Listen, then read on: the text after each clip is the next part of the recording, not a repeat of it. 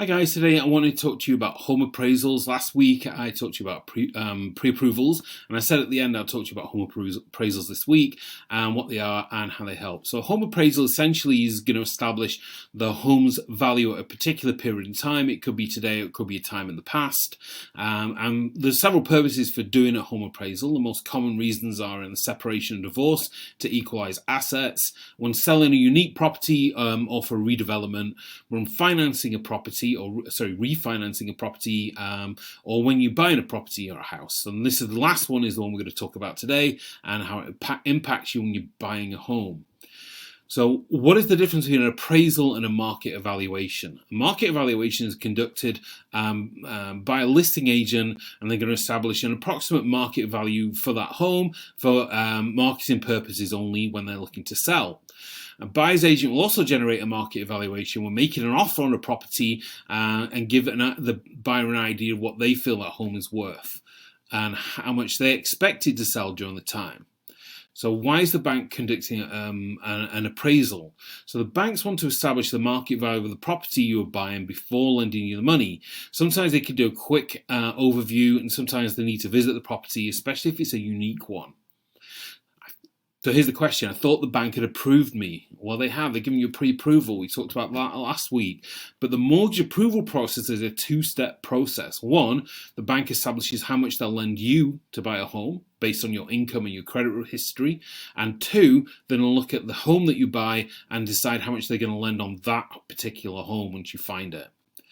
So what's the difference between market value and market price? So the market value of a home is what it's worth in the current market. That's what a market evaluation was for. But a market price is what it actually sells for.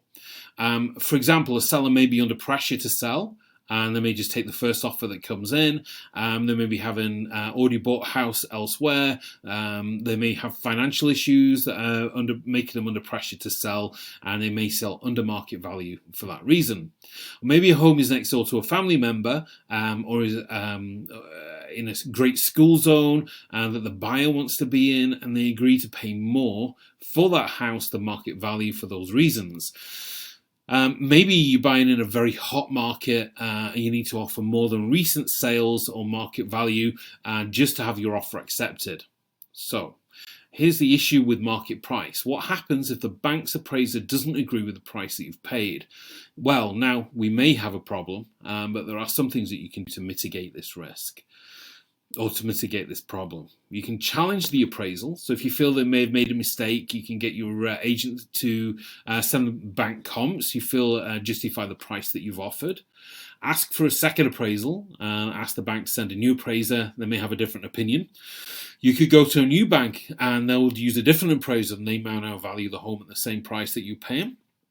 You can make up the shortfall. So if the shortfall of value is within your budget to cover, you may simply want to increase the down payment that you make to cover any shortfall. But this only works if you have the budget. And you can also arrange a second mortgage to cover the shortfall. It could be private money, it could be a second lender.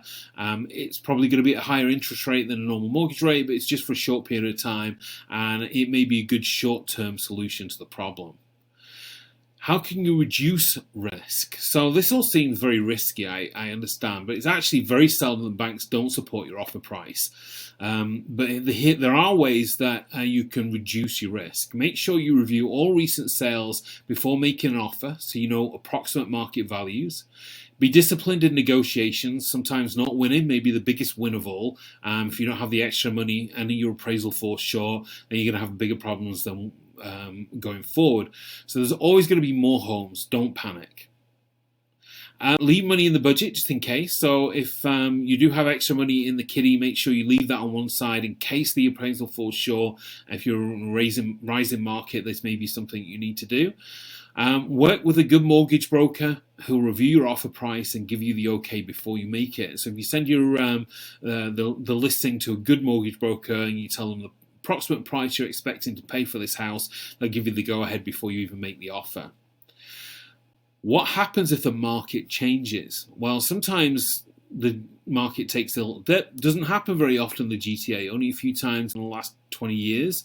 The last time was 2016, 2017. We had a little dip in the market.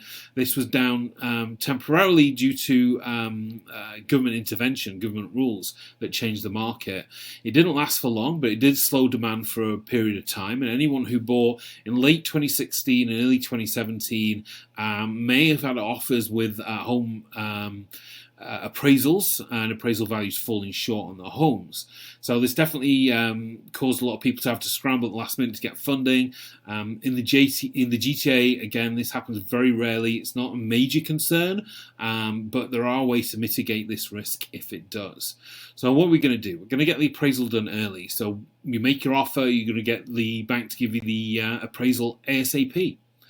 You're going to work with a lender who won't do a second appraisal before closing. This is something that some banks will do. You're going to ask this question if you're concerned about the market's health before you make an offer on the property.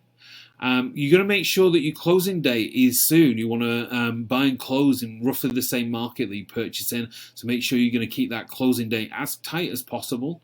And have a backup plan for a second lender or private funding just in case. What shouldn't you do? Well, panic. The courts are filled with people who did panic in 2016 and 2017 and didn't close. And it's really just simply the worst thing that you could do. Once you've got a deal in place, you're tied to it. Any breach of contract is not looked upon kindly by the courts. What you should do is work closely and diligently to close on time. It's better to pay a higher interest rate than default on a real estate transaction. Some people lost a lot of money by not closing in 2016, 2017. Money they would have made more than back in the last few years, as house prices not only matched 2016, 2017 prices, but sailed right past it in the last year or two. So don't panic. Make sure that you speak to your mortgage broker, speak to your real estate agent. If you've got any questions about this, let me know. You can give me a call, 416-319-4299. Help lots of people in this situation. I've definitely got the resources to do it. Next week, we're going to have a look at what happened in 2016, 2017, why, what lessons were learned, and as we're heading into a more balanced market due to rising interest rates and whispers of real change by the government are on the horizon, what should you be doing and what should you be looking out for? Thanks, this is Rob, and hopefully you have a great day.